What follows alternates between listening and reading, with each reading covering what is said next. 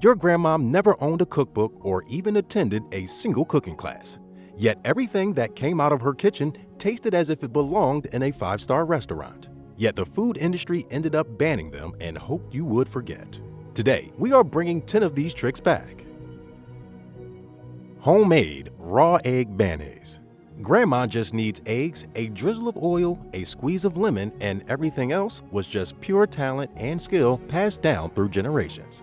Then, just when this mayonnaise had become a household name, salmonella concerns hit and raw eggs got flagged. But there is a part to this story that always gets buried. The eggs used came straight from a neighbor's backyard flock and not from a processing plant running at industrial scale. Thus, the risk the warnings described was not living in her kitchen. Regardless, what she made was a condiment with actual personality, and every store-bought jar since is deemed to be just a very polished imitation. Next, tenderizing meat was a whole different battle, and Grandmom had an overnight weapon poised to blow your mind. Buttermilk as a meat tenderizer. If there was a tough meat and the wallet was empty, Grandmom had a solution at hand, and that came in the form of a bowl of buttermilk and a good night's sleep. To be honest, nobody in the 50s was splurging on premium cuts. Whatever the budget allowed came home, and she unleashed her magic and made it work. She would immerse drumsticks, pork chops, or even liver into that cold white bath before bedtime, and by morning, the lactic acid in buttermilk had dismantled muscle fiber from the inside. Health guidelines eventually discouraged commercial kitchens from the practice, and it gradually became a forgotten practice. And while buttermilk was quietly working overnight, another kitchen secret was slowly melting in a cast iron pan only to suffer the same fate. Rendering and cooking with chicken schmaltz. For Grandmom, a jar of pale yellow fat in the icebox was worth more than anything else on that shelf. In immigrant kitchens from Brooklyn to Chicago, chicken fat was put into a cast iron pan with sliced onions and left to cook on low heat until everything turned golden. That right there was schmaltz. Not to forget the crackling skin left behind in the pan. This was eaten warm and salted straight off the skillet. It was arguably the finest thing ever produced in the home kitchen. No debate entertained. But with time, the saturated fat wars began and margarine won. In the end, the jar vanished and nobody seemed to notice until it was long gone. Speaking of stretching ingredients beyond their limits, you need to hear what she did with just 2 eggs. Adding baking powder to omelet batter.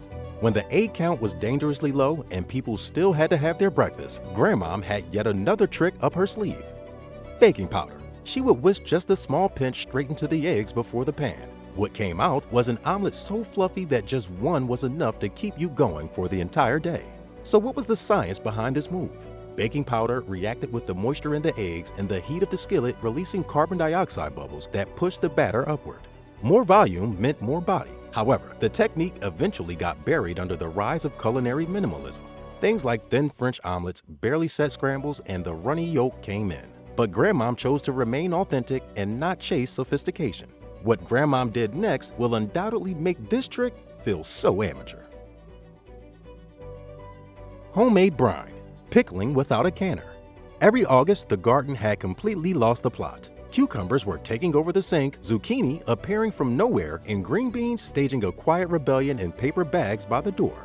Something had to be done, so the pickling began. Boiling vinegar brine over raw vegetables, lids on tight, and good to go. By September, those shelves held summer in a jar.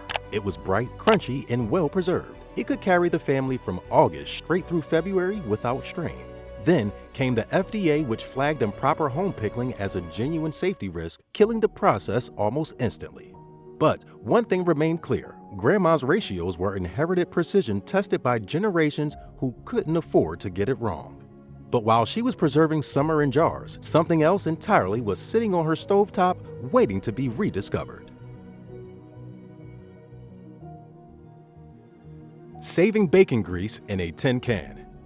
In almost every Grandmom's kitchen, there was a dented tin can. Every Sunday, she would strain the leftover bacon fat straight into it, with the wire mesh catching the burnt bits and the golden grease pooling below.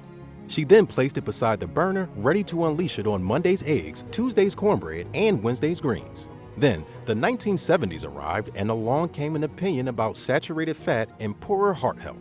The American Heart Association declared war and the tin cans started disappearing as everyone switched to hydrogenated vegetable oils. But there is a plot twist. Those oils turned out to be considerably worse. Safe to say that Grandma's can was right all along. Saving fat sounded resourceful, but wait until you hear what she did with the leftover bones. All day bone and broth on the stovetop.